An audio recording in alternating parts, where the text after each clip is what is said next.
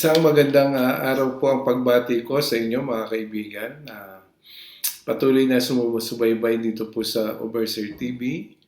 At muli po ay nagkita-kita po tayo after a few weeks na po. At dahil nga po sa karamdaman po na inyong abang lingkod.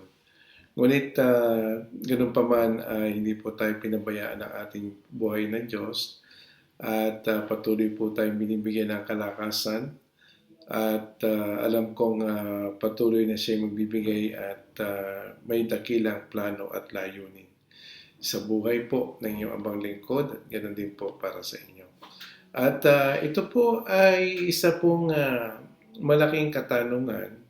Ang ating pag-aaralan po muna natin ngayon ay tungkol po sa born again. Kasi may mga text and call po tayo na may nagtatanong how to be born again.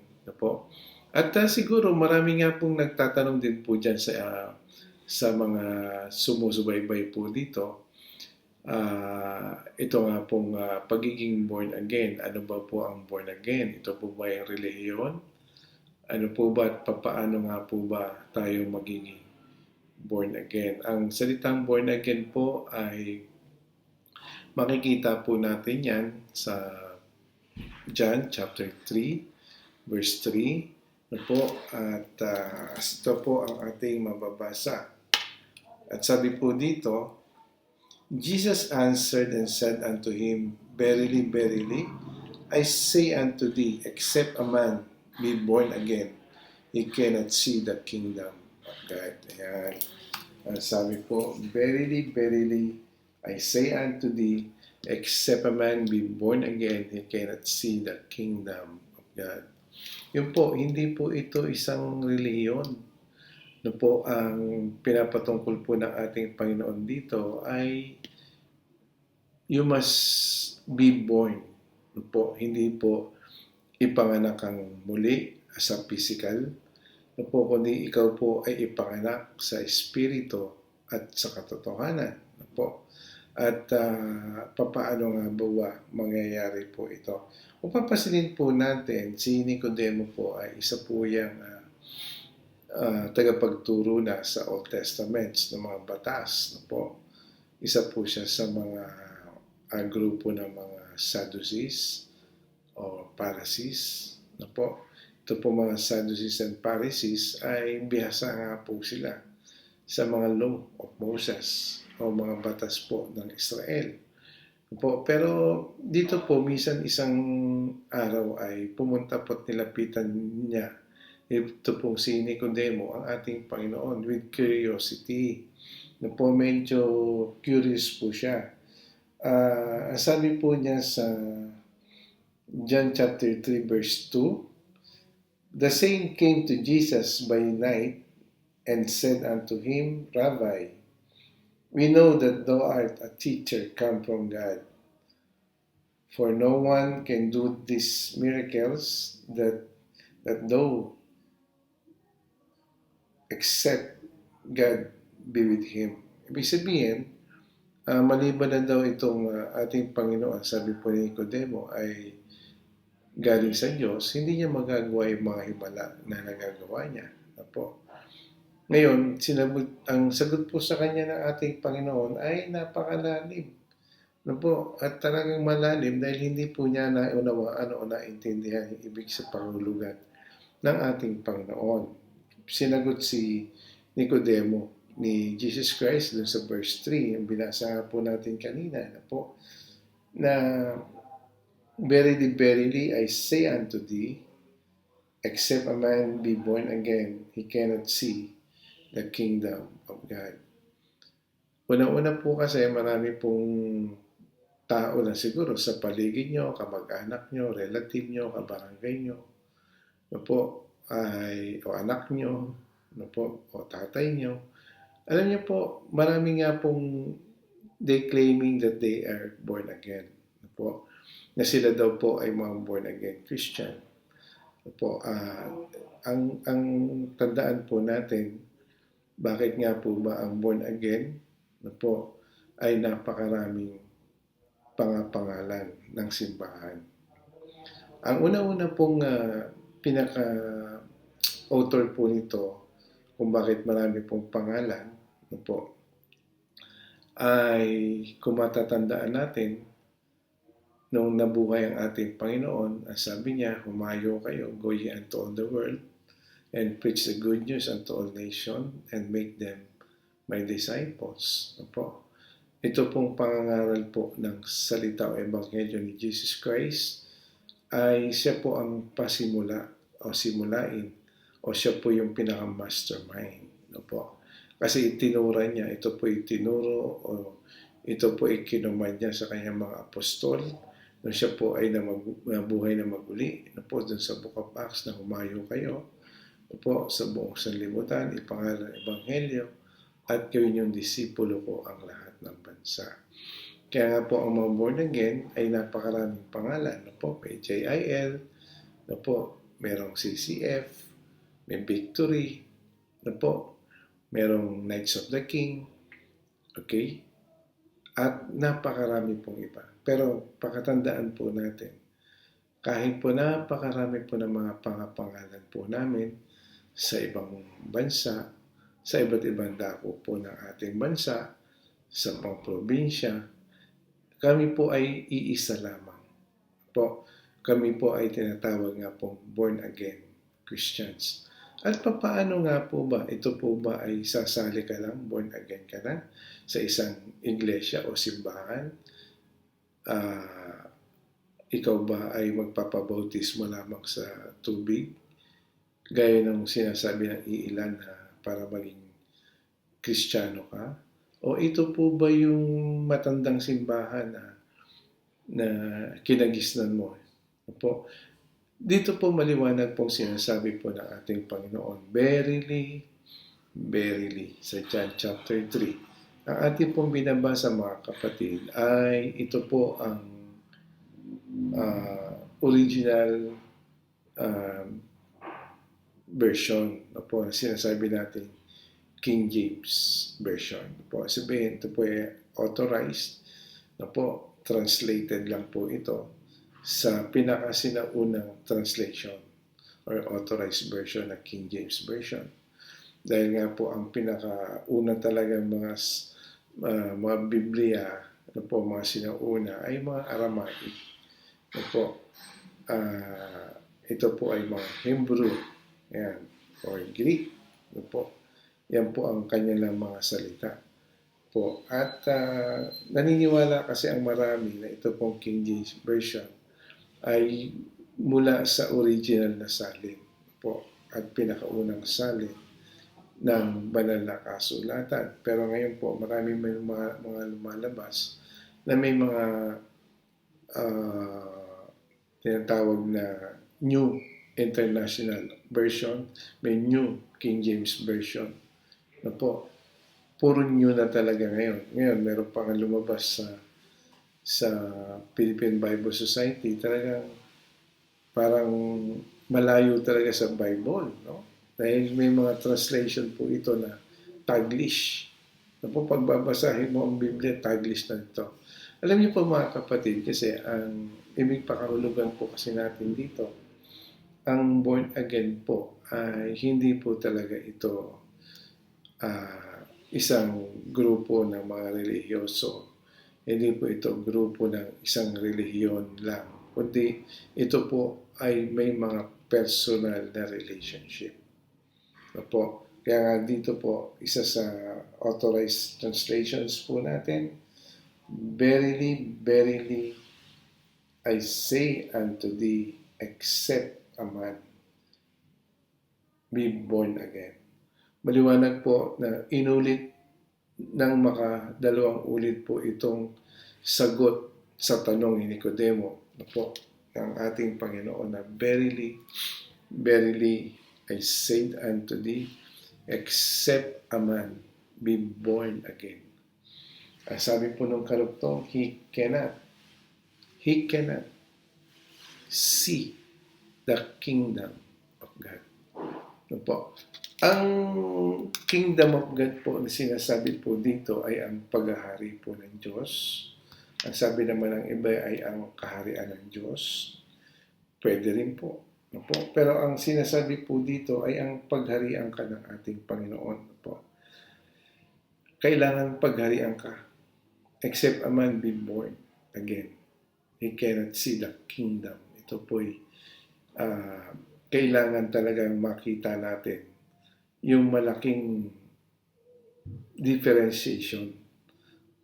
Ano po yung differentiation ng pagiging ordinary Christians at ang pagiging born again? Magkaiba po ito. Ano po?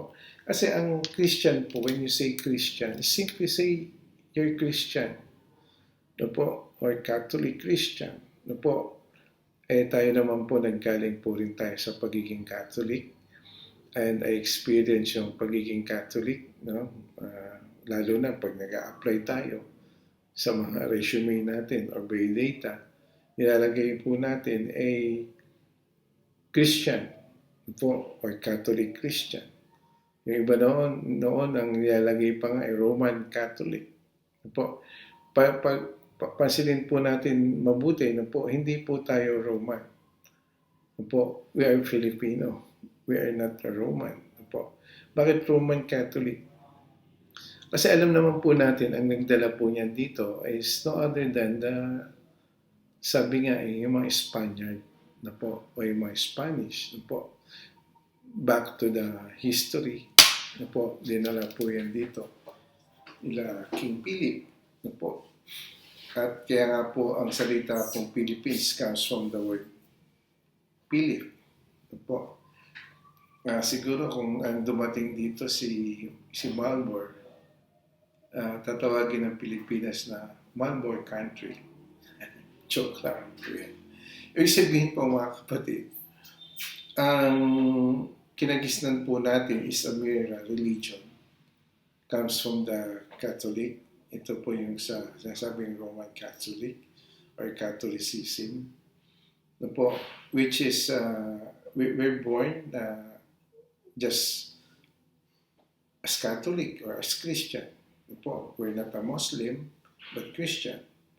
Pero mas malalim po ang nais pakaulugan ng ating Panginoon. Doon po sa binabanggit niya dyan, na po, na verily, verily, I say unto thee. Na po, kaya nga po, napakarami po kasing mga question po tungkol po sa mga born again. Kaya tandaan po natin, ang pagiging born again po is born of water and born of spirit. Sabi po, basahin natin yung sinunod po ng ating Panginoon sa verse 4. Nicodemus said unto him, how can a man be born when he is old? Can he enter the second time into his mother's womb and be born?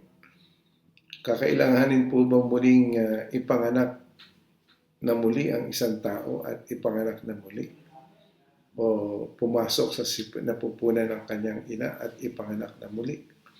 Hindi na po mga kapatid na po. Kaya nga po ang sinasabi po ng ating Panginoon dito ay ang ating mga spiritual life.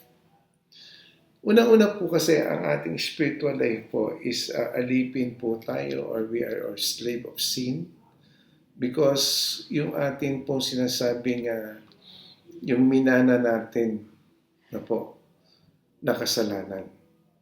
Okay? Yung minana natin kasalanan doon po sa ating mga ninuno. Totoo po na tayo po ay nasa ilalim ng curse. Na po, nasa sumpa po tayo. Lahat po ng ipinanganak. Meron po ba meron mga po ipinanganak pa lamang May po ba nasa curse na yung bata? Bakit po? Kasi luluwa pa lang yung bata, minsan patay na sa loob ng sinapupunan ng kanyang ina. Doon po, may mga namatay na. Meron naman ipinanganak na iba ang itsura. Minsan itsurang hindi maintindihan, hindi ma-spelling. Po. Meron pong itsura na malaki yung ulo, may itsura ngayon, may pinanganak na may sungay. Maliit pa lang naman po. Pero korting sungay po. Ibig sabihin po mga kapatid na po, lalo na yung mga conjoined twins, kung kakadikit sa loob pa lang ng tiyan, meron naman po kung ilan ng kamay, 5, merong 2 paa lang.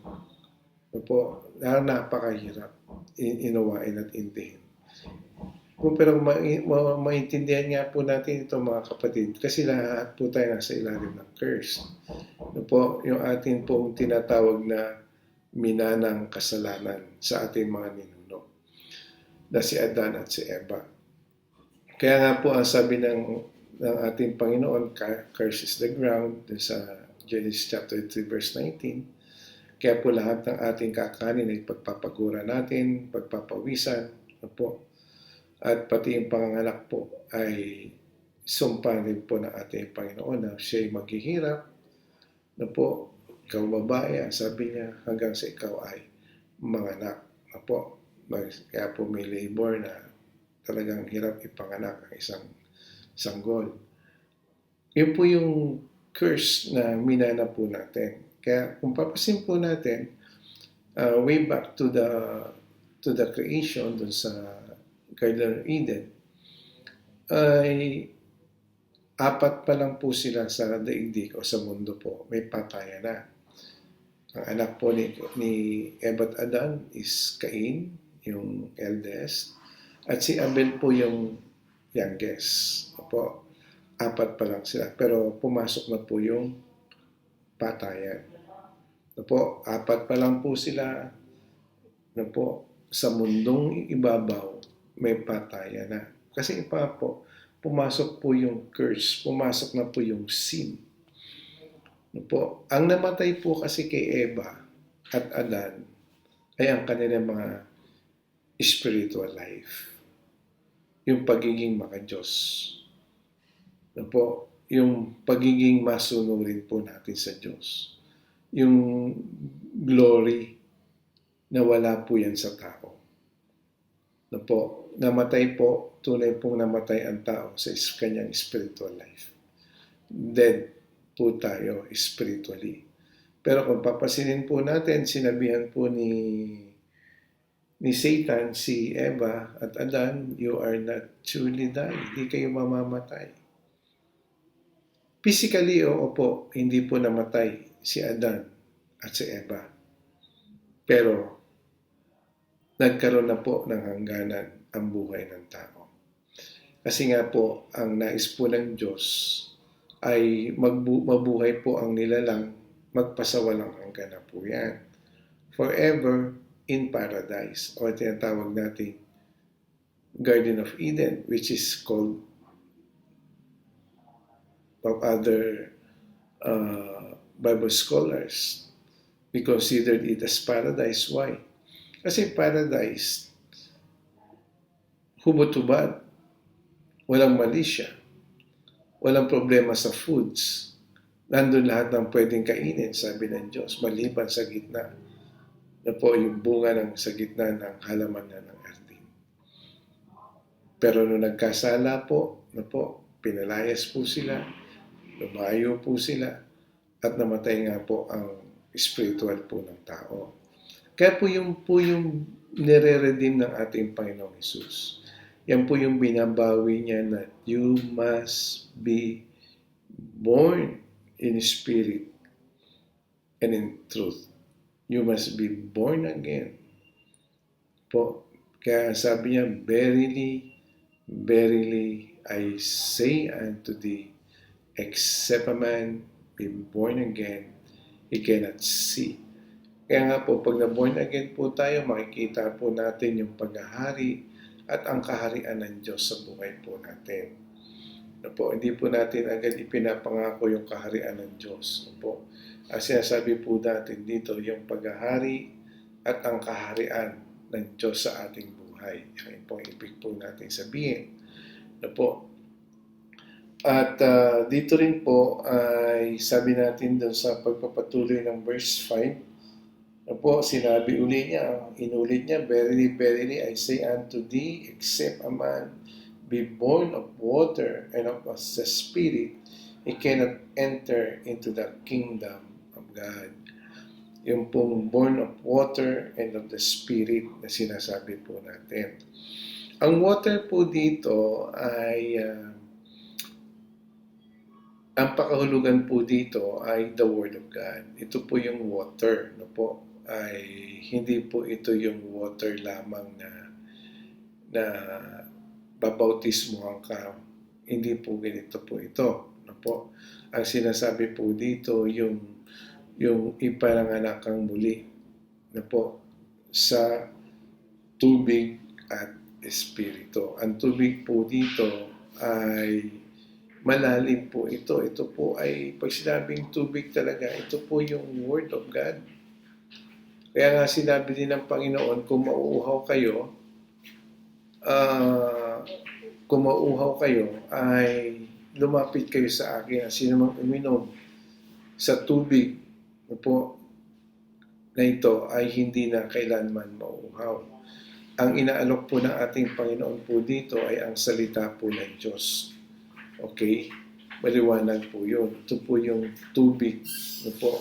At sabi nga po dito, tubig at espiritu. At ang espiritu po, na sinasabi po natin dito, yun po yung